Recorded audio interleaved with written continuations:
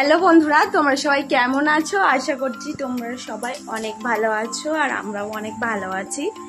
তো এখন হচ্ছে বিছানাটা মোটামুটি আমার বর গুছিয়ে দিয়েছে। তো একটু ঘেঁটে গিয়েছিল, যেহেতু ছেড়ে শুয়েছিল এক্ষুনি, ওকে এক্ষুনি বাইরে বের করলাম। তো তার জন্য আমি বিছানাটা একটু ঠিক করে দিলাম।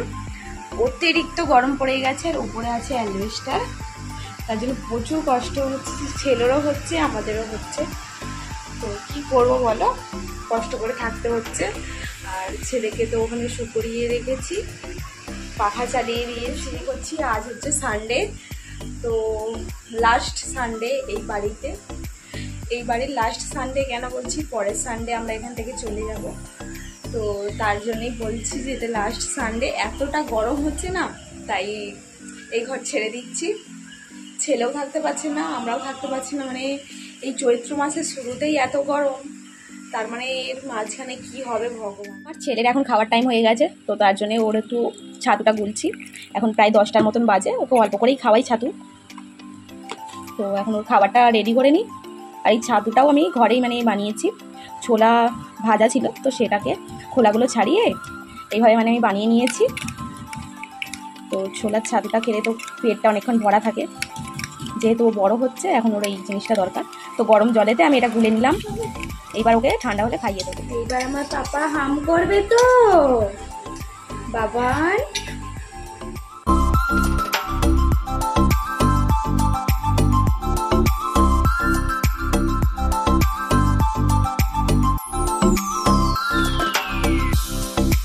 ছেলেকে খাইয়ে এবার চলে এসেছি আনাজ টানাজগুলো কাটতে। আনাজ বলতে আজকে তেমন কিছু রান্না করব না, আজ শুধু মাংস হবে। তো তার জন্য আলু, পেঁয়াজ, আদা, রসুন এই সবগুলোই কেটে কুটে বেটে বুটে রাখবো। আমার বর গেছে মাংস আনতে, তো সে আনলে রান্নাটা বসাবো। তোমাদের তো বললাম যে বর গিয়েছিল বাজার করতে, তো সেখান থেকেই দেখো ছেলের জন্য দুটো পয়লা বৈশাখের ড্রেস নিয়ে এসছে। তো কেমন লাগলো একটু কমেন্ট করে জানিও। তো সকালবেলা পরাবো পয়লা বৈশাখের দিনে, তো তাই ওর দুটো ড্রেস হয়েই গেল। তো তারপরে এখানে আমি ওইগুলো দেখানোর পরে একটু বোতলে জল ভরে নিচ্ছিলাম, কারণ এতটা পরিমাণে গরম পড়েছে না যে বাইরে জল রেখে খাওয়া যাচ্ছে না। তার জন্য ভাবলাম যে 3-4টে বোতল ফ্রিজে ঢুকিয়ে দেবো। তো আমাদের তো মিনি ফ্রিজ, তার জন্য খুবই অল্প জিনিস এর মধ্যে ধরে। তো এইভাবেই সাজিয়ে গুছিয়ে রাখতে হয়। ভেতরে দুটো বোতল রেখে দিয়েছি আর বাইরে এই জায়গাটা দুটো বোতল রাখছি। তো জলটা যাতে ভালো করে ঠান্ডা হয় তার জন্য আগেই দিয়ে দিলাম। ছেলের তো ওইদিকে স্নান কমপ্লিট হয়ে গেছে, কারণ কিছুক্ষণ আগেই আমি স্নানটা করিয়ে দিয়েছি আর ভিডিও করিনি। তারপরে এইদিকে মাংসটা করতে চলে এসেছি, আমার বর গেছে কাজে। তো এইদিকে মাংসটা আমার হয়ে গেছে, তাই ভাতটাও পাশে বসিয়ে দিলাম। আর চান টান করে এসে সুন্দর করে আজকে ফুল দিয়ে পুজো দিলাম। বর গিয়েছিল বাজারে, তাই এনেছিল ঠাকুরের জন্য ফুল। আগের দিনে তো দেখলে যে ফুল ছাড়াই পুজো করেছিলাম, তো তার জন্য বরকে আজকে বলে দিয়েছিলাম যে ফুলটাও নিয়ে আসতে। স্নান টান করে বেরোতে না বেরোতে আমার ছেলে ওই দিক দিয়ে আমাকে ডাকছে, উঠে পড়েছে। ঘুম পাড়িয়ে রেখে গিয়েছিলাম, দেখাবো না এখন, কারণ ও এখন জামাটা খুলে রেখেছি, কারণ এতটাই গরম ওকে জামা কাপড় এখন পরিয়ে রাখা যাচ্ছে। ও বাবা, তুমি উঠে পড়েছো? তুমি উঠে পড়েছো পাপা? হ্যাঁ উঠে পড়েছো? হ্যাঁ, আমি তো স্নান করতে গিয়েছিলাম, তুমি আমাকে ডাকছো? এত মিষ্টি মিষ্টি করে ডাকতে হয়? তো যেহেতু উঠে পড়েছে তাই ওকে একটু খাইয়ে দাইয়ে এবারে চলে এসেছি আমি চুলটা আঁচড়াতে। তো চুলটা আঁচড়ানোর আগে শ্যাম্পু করেছিলাম, তাই জন্য একটু লিভনের সিরামটা মেখে নিলাম। দেখো আমি লিভনেরই সিরামটা মাখি, তো এইটাই আমার বেশ চুলেতে স্যুট করেছে। এখন বাজে প্রায় 3টে। তো এখনও আমার বর কাছ থেকে তো আসেনি, খাওয়া দাওয়া করে আমি বসে আছি।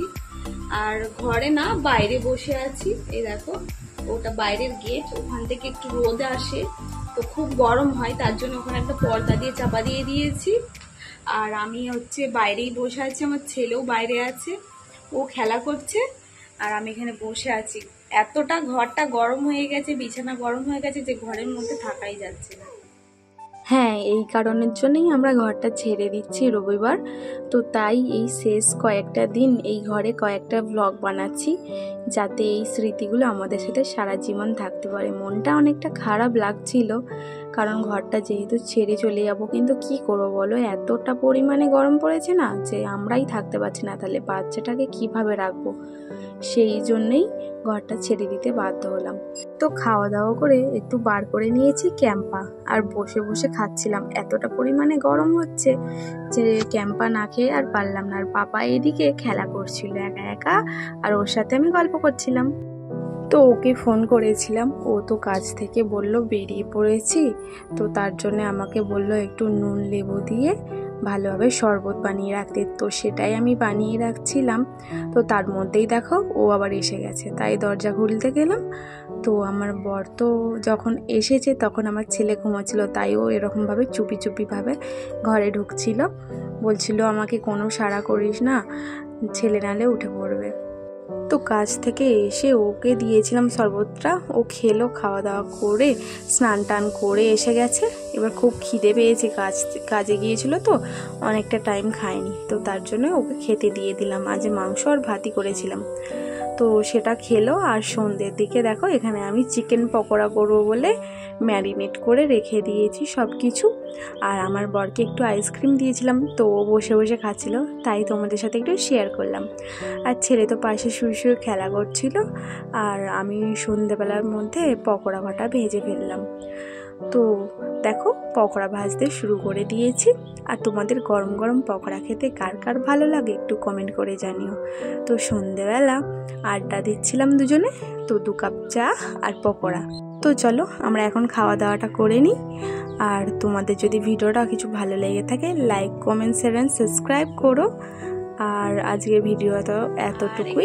আমার পাপা বসে বসে দেখছে আমার পাপা। কি দেখছো? এত দুষ্টুমি।